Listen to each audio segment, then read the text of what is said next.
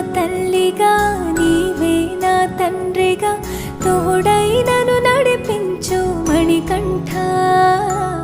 కష్టాలే తరిమినా కన్నీరే ముంచిన నీవే నాకు దిక్కు కదా అయ్యప్ప.